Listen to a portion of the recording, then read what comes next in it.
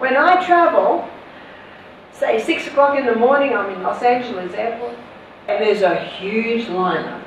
And they don't come away with 250 mil or even 500 mil. Some of them look like 750 mil. And they've got plastic tops with little holes so they can... What does caffeine do? Caffeine interferes with the little neurotransmitters in the brain. It causes a disruption. And what's the medical definition of depression? A chemical imbalance in the brain. Sugar causes a fuel imbalance. Caffeine causes a chemical imbalance in the brain. So you get a double whammy effect there. Plus the brain cells require calcium and magnesium to get the messages from cell to cell. Caffeine also leaches magnesium and calcium out of the body. People say to me, do you drink coffee, Barbara? I say, no, I just watch the people suffer. Day one, Misty Mountain Health Retreat. That's how I know this stuff is dangerous. They suffer more than any other addict. Even the heroin and the ecstasy and the ice addict don't suffer as much as the coffee drinker. Isn't that amazing?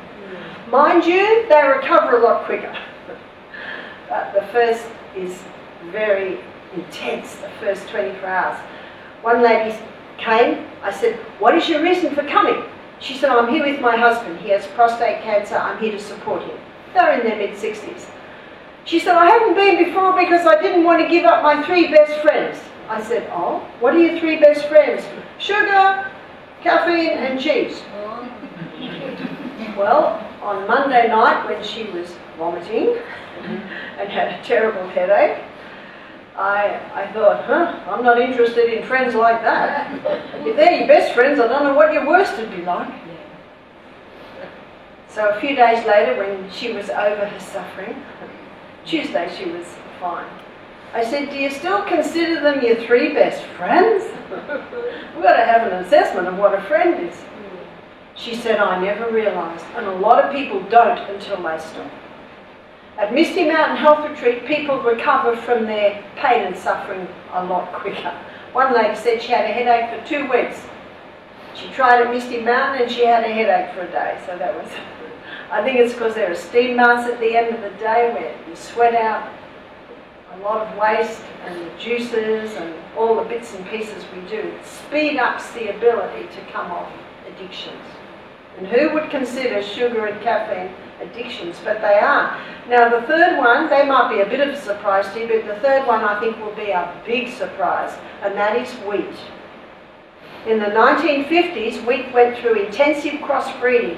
When I was a little girl, the wheat grew that high. You go out west now, how tall does it grow?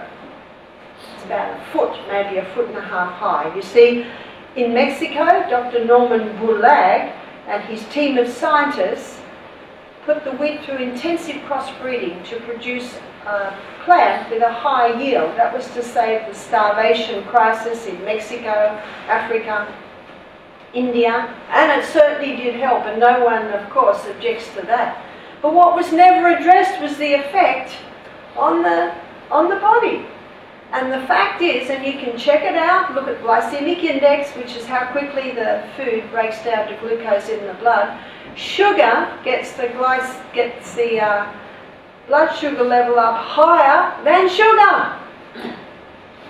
And it's because of the starch that was created in the hybridization process. There are whole books written on this. So Wheat Belly by Dr. William Davis, he looks at it.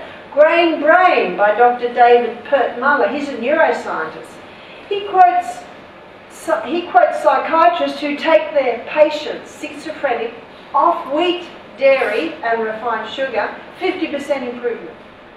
And Dr. Bruce Fife in his book Stop Alzheimer's Now, Stop Autism Now, take the autistic children, the Alzheimer's, any neurodegenerations, take them off wheat, dairy, refined sugar, 50% improvement.